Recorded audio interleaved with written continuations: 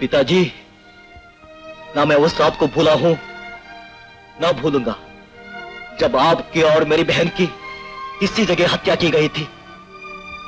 हर साल की तरह तब तक यहां आता रहूंगा जब तक मैं उन तीनों राक्षसों को सजा नहीं दे लेता।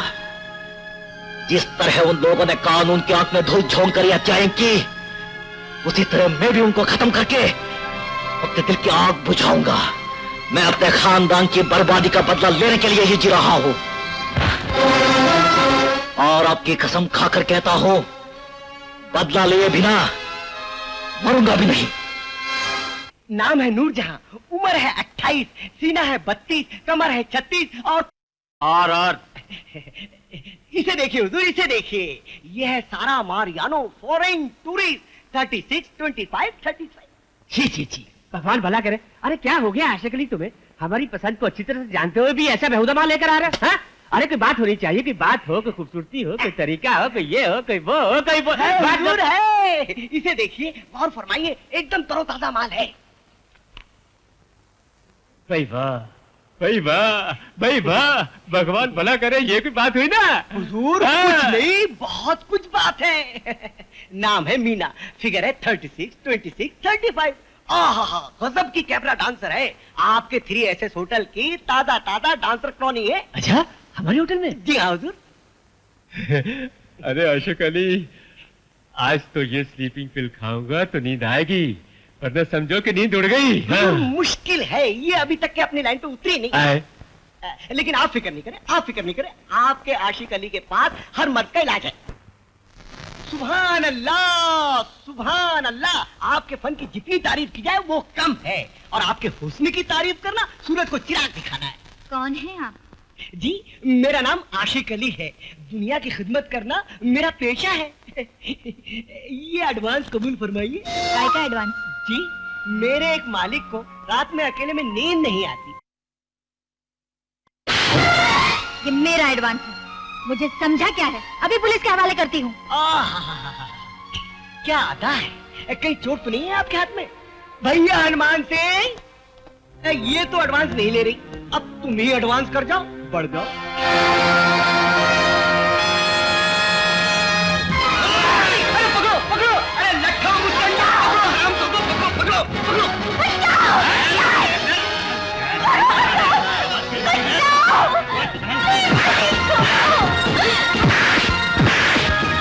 विजय, भागो भागो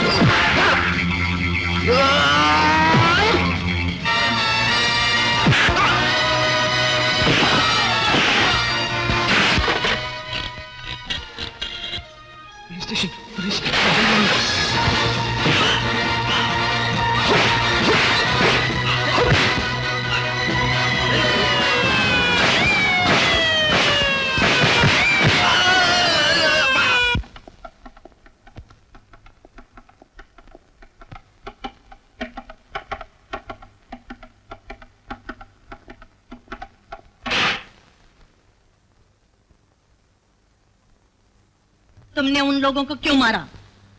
उन लोगों ने एक शरीफ लड़की की बेइज्जती करने की कोशिश की। क्या इस देश में किसी लड़की की आबरू बचाना जुर्म हो गया है? तुम कानून को अपने हाथों में नहीं ले सकते। कानून और पुलिस के ऊपर से तो मेरा विश्वास बचपन में ही उठ गया था। हमें तुम्हारे विश्वास से कोई मतलब नहीं। कसूरवारों को सजा दिलाना पुलिस का काम है। मैडम, कसूरवारों को सजा दिलवाने से एक लड़की की लूटी हुई आबरू से लौटाई नहीं जा सकती। खूनी की गले में फांसी का फंदा डाल देने से एक मरे हुए इंसान को जिंदगी नहीं दी जा सकती। विजय, तुम मिस्टर विजय कुमार सिंह कहिए। आपके कानून का भी कमाल है मैडम इंस्पेक्टर। जो आबरू लूटना चाहते थे वो साफ निकल गए, और जो आबरू बचाना चाहता था वो पकड़ लाया गया। अपने कानून की आंखों को किसी अच्छे डॉक्टर के पास क्यों नहीं ले जाते आप? Shut up. हवालदार, यस मैडम। बंद कर दो इसे। चलाओ। Excuse me. यस। मेरा नाम मीना है। ओ, क्लब वाली डांसर। जी, मैं इनकी जमानत देने आई हूँ। क्यों मैडम, आपके कानून के मुताबिक जमानत नहीं ली जा सकती क्या? हवालदार आगाजान, यस मैडम। इस लड़की के दस्तखत लेकर इन्हें जमानत पर छोड़ दो। आइए। Thank you. Welcome. LP Asrani. हवलदार आगाजानी। इस शख्स की तकरीर सुनकर मेरी शेरवानी फट गई। क्या फट गई? शेरवानी। अनुवाद कीजिए हवलदार जी। यदि वार्तालाप में आप ऐसे कठिन शब्दों का प्रयोग करेंगे तो विचारों का आदान प्रदान असंभव है। कहाँ दस्तखत करने हैं? असंभव है। Oh sorry sorry. उनका नाम है। मनु बेटा, तेरी दीदी आई। क्या? दरवाजा खोल बेटा, दरवाजा खोल। आइए। ये मेरा छोटा भाई है मनमोहन। नमस्ते। हेलो। मेरी माता जी। नमस्ते माता जी। कौन है ये बेटी? माँ, ये मिस्टर विजय है। आज ये ना होते तो मैं बड़ी मुश्किल में फंस गई होती। एक अनजानी लड़की को बचाने के लिए अपनी जान पर खेल गए। आप अनजानी लड़की नहीं है।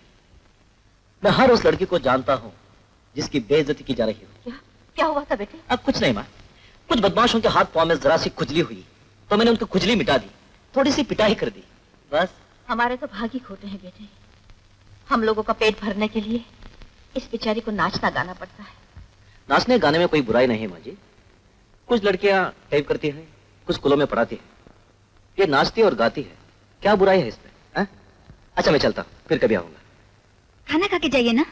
नहीं, बहुत देर हो गई है और फिर घर जाके जूते भी खाने हैं। नमस्ते। क्या समझता है अपने आप को? आज आने तो इसको तो मैं छोड़ने वाली नहीं हूँ। अरे क्यों पड़ा रही है? क्या हुआ? तुम्हारे बेटे ने तो मेरा जीना हराम कर दिया। क्या किया है इसने? क्या किया? एक नाचने वाली की रक्षा करने में मारपीट की, पकड़ा गया। एक मामूली गुंडे की तरह पुलिस स्टेशन लाया गया। हे भगवान, कहीं चोट और तो नहीं लगी उसे? नहीं नहीं नहीं, उसे तो कुछ नहीं हुआ। अगर उसने अपना रवैया नहीं बदला तो मुझे नौकरी से इस्तीफा देना पड़ेगा। करेक्ट दीदी, फौरन इस्तीफा दे दो। लीजिए, आ गए आपके सुरमा। देखो दीदी, मैं किसी लड़की का अपमान नहीं देख सकता, और तुम जानती हो ऐसा क्यों होता है। वो कमीने उस लड़की का अपमान कर रहे थे। वैसे कमीनों को ठीक करने के लिए इस देश की पुलिस जो मौजूद है। मुझे हंसाओ मत दीदी। पुलिस, कानून, इंसाफ, इन सब का तमाशा मैं भी देख चुका हूँ, तुम भी देख चुकी हो।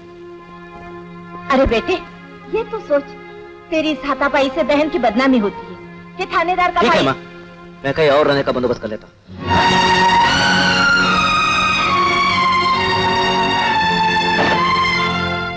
माँ की बात इतनी बुरी लगी कि बहन को छोड़कर चले जाओगे?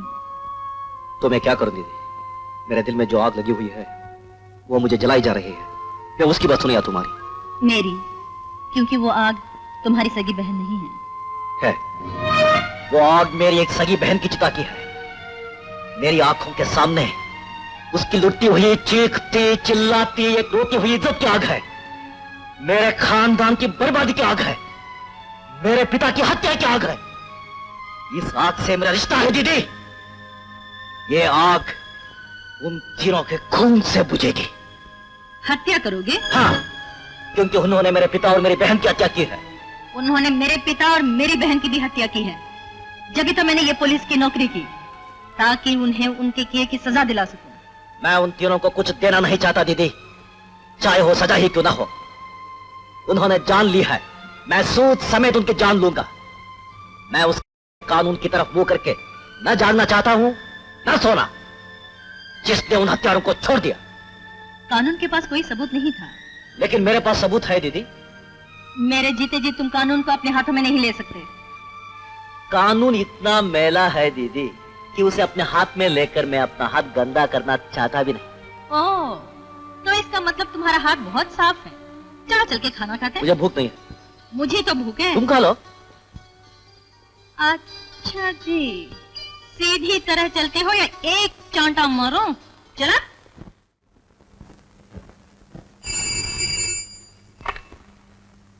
हेलो, कौन?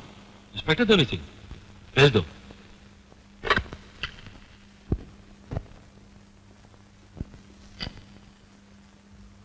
यस, क्या बात?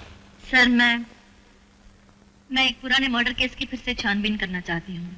कौन सा मर्डर केस? सर, ये वारदात कुछ 20 साल पहले हुई थी। उन दिनों हमारे शहर में 3 गुंडों का बड़ा जोर था। अमर कुमार, अकबर अली और एंथोनी डिक्रूज। उन तीनों ने मिलकर एक आदमी का खून किया था। तो उन्हें सजा हुई होगी? जी नहीं, उन तीनों को कुछ नहीं हुआ, लेकिन कपिल कुमार नाम के एक बेगुनाह इंसान को अपनी जान से हाथ धोना पड़ा। क्यों? क्योंकि कपिल कुमार ने उनको खून करते हुए देख लिया था और उनकी गवाही उन तीनों के गले में फांसी का फंदा डाल सकती थी। उस खून के सिलसिले में उन तीनों को जेल के लॉकअप में भेज दिया गया, जहां वो लोग जेल से बाहर आने का प्लान कर रहे थे।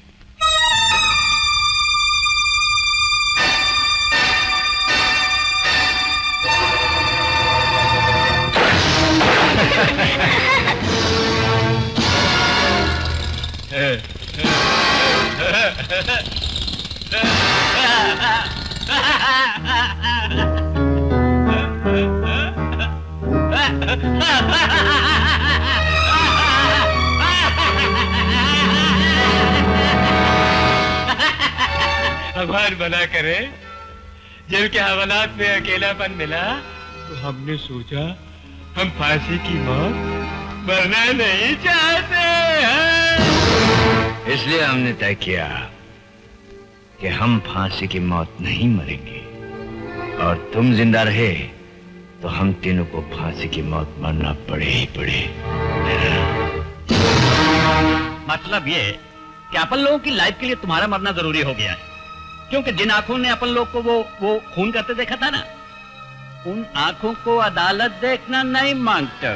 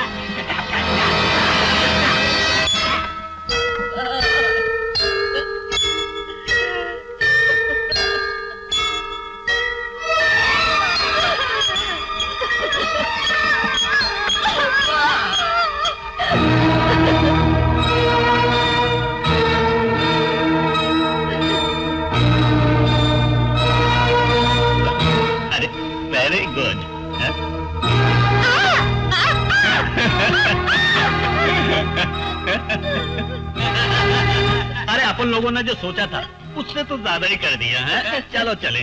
चलो लगे हाथों से।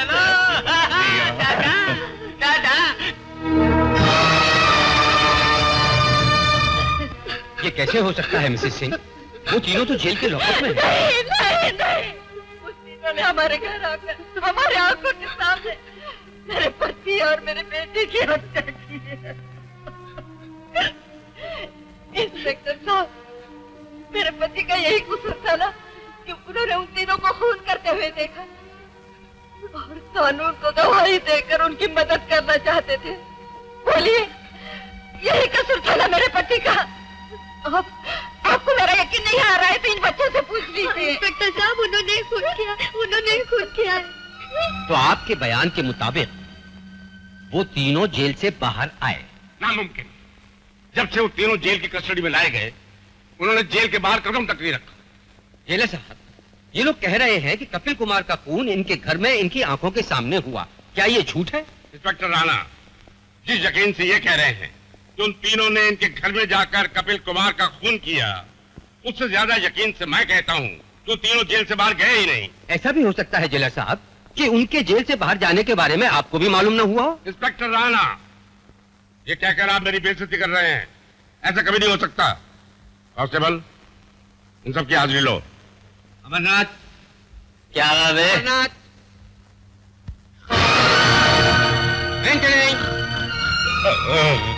कौन है बे? अरे मैन काहे को खाली पीली रात को डिस्टर्ब करता है, सोए पड़े को। हाँ,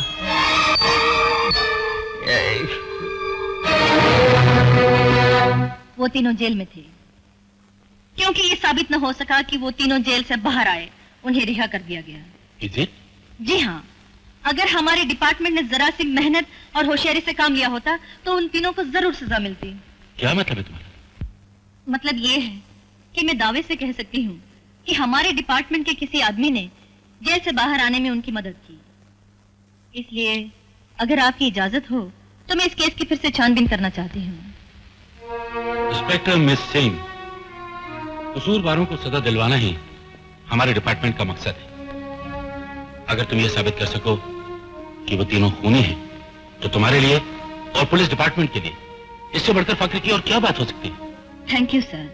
लेकिन तुम इतने यकीन से कैसे कह रही हो कि वो तीनों मुजरिम हैं? इसलिए कि वो सब कुछ मैंने अपनी आंखों से देखा था। इसलिए कि उस दिन मैं बहुत रोई थी। जिस आदमी का कत्ल किया गया वो मिस्टर कपिल कुमार सिंह,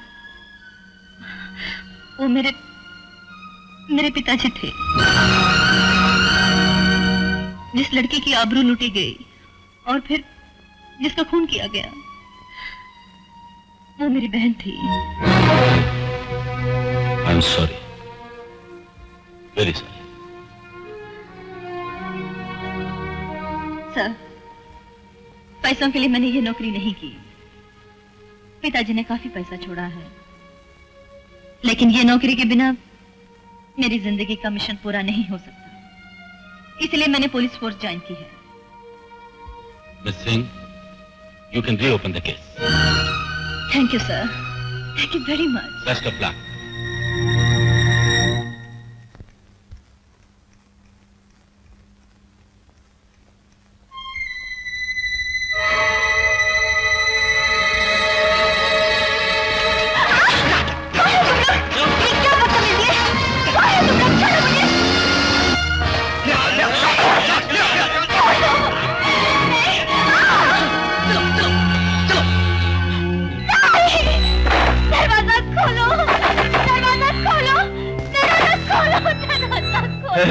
भगवान भला करे, जब तक मैं नहीं कहूंगा दरवाजा कोई नहीं खोलेगा। कौन हो तुम? तुम्हारा प्रेमी।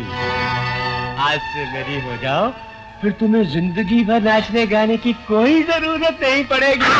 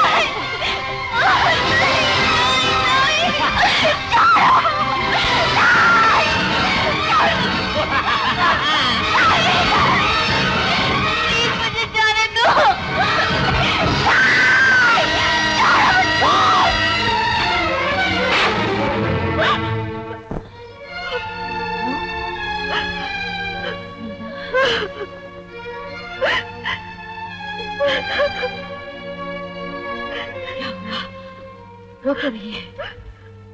तू रो क्यों रही है बेटी? बोल ना, बोलती क्यों नहीं? बोल ना बेटी, बोल।